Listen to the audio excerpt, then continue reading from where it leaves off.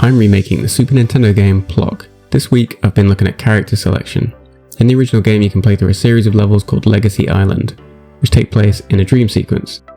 The levels feature you playing as Grandpappy Plok in the past, trying to find an amulet. I'm going to be getting a basic version of the character implemented today. Plok's house. First of all, we need to add the level Plok's house, which is where the transition from Plok to Grandpappy Plok happens. I started off by creating a bunch of art for the level, most importantly the statue of Grandpappy Plok.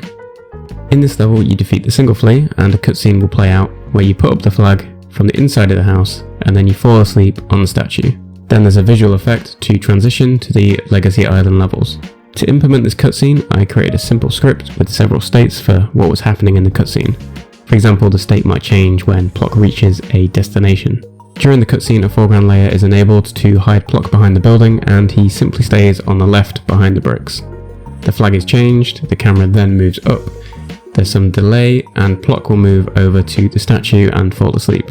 I had a couple issues with the cutscene early on, such as this text bug, the fact you can play the cutscene while somersaulting, or crouched as a short neck king. Nice to meet you, nice to meet you. Here I used a tutorial by Binary Luna in order to create a ripple effect. I applied the ripple effect to a render texture that a second camera was looking at. A render texture is a texture created from what the camera can see. So I essentially applied the ripple effect to everything on screen. Partway through this ripple effect I apply a post-processing volume to blur the image. This gives it a dreamlike effect. Grandpappy Plok. Next I wanted to create Grandpappy Plok. Unique to my version of the game is the ability to backtrack, so I'd need to make it possible to go to Legacy Island and back. So we might as well bring Grandpappy Plok with us. In this version I wanted you to be able to select your character once you'd unlocked them. I wanted any stage Grandpappy Plok played to become black and white. I added colour correction, vignette and film grain post-processing effects when playing as Grandpappy. I plan on making Legacy Island only playable in black and white regardless of the character that's playing the level. Fortunately, I planned this feature ahead of time, so it's just a case of swapping out the character stats for Plok with the character stats for Grandpappy when you change character. I added a character selection menu inspired by the one in Super Meat Boy.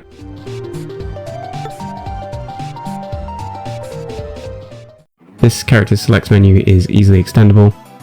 If I duplicate Plok in the character select menu, it changes colours so you can tell the difference. You can see how the game automatically allows you to move to the new characters.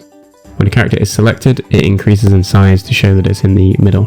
Grandpappy must first be unlocked by beating the level Plok's house. If not, he will show as question marks and not be visible.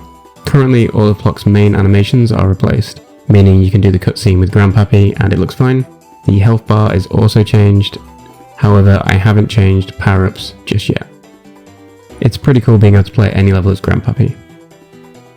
Next time we will continue working on Legacy Island. There's still plenty of visual effects needed before we get to creating levels for it. Please let me know any characters you'd like me to add into the game. Be sure to like and subscribe and I'll see you next time.